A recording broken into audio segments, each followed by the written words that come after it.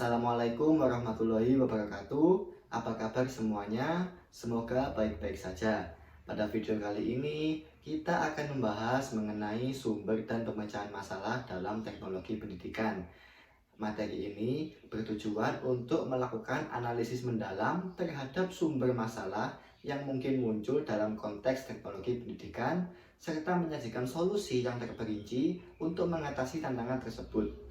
Dengan memahami akar permasalahan yang mungkin dihadapi dalam penerapan teknologi dalam pendidikan, kita dapat merumuskan langkah-langkah pemecahan yang berkelanjutan dan juga relevan. Melalui analisis ini, diharapkan dapat ditemukan pendekatan yang holistik untuk meningkatkan efektivitas dan berkelanjutan penggunaan teknologi dalam mendukung proses pendidikan. Karakteristik TP dalam pemecahan masalah.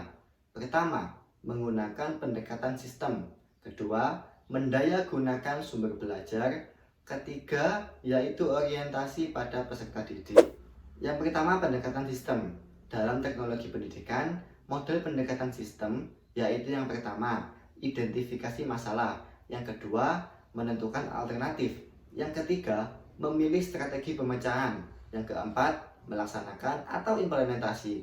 Lalu yang kelima, menentukan efektivitas. Menentukan efektivitas adalah proses mengukur hasil yang dicapai dan mengevaluasinya dengan membandingkannya dengan standar yang telah ditentukan. Lalu yang terakhir yaitu revisi. Jika hasilnya tidak memenuhi tingkat efektivitas yang ditetapkan, revisi atau perbaikan tetap harus dilakukan. Lalu kita masuk ke yang kedua, yaitu mendayagunakan sumber belajar.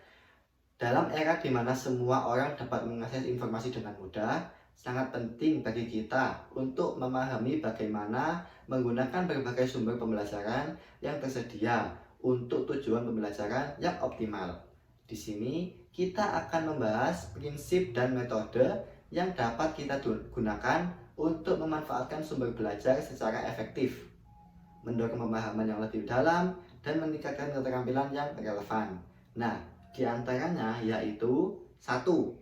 Sumber belajar harus dinilai dan dipilih dengan benar.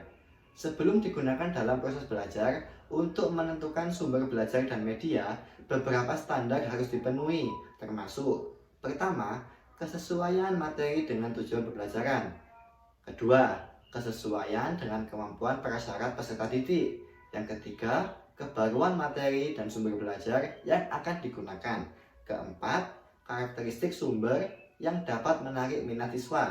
Kelima, peluang untuk menimba lebih banyak materi jika menggunakan sumber tersebut. Lalu yang keenam, yaitu kemudahan secara teknis untuk digunakan oleh siswa. Lalu kita memasuki orientasi pada peserta didik.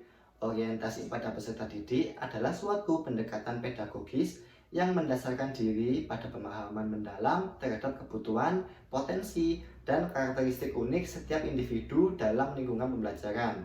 Dalam upaya menciptakan pengalaman pembelajaran yang bermakna, orientasi pada peserta didik menjadi landasan esensial bagi pendidikan yang inklusif dan berpusat pada pengembangan penuh potensi setiap siswa. Sekian video singkat ini, semoga dapat menambah wawasan teman-teman semuanya.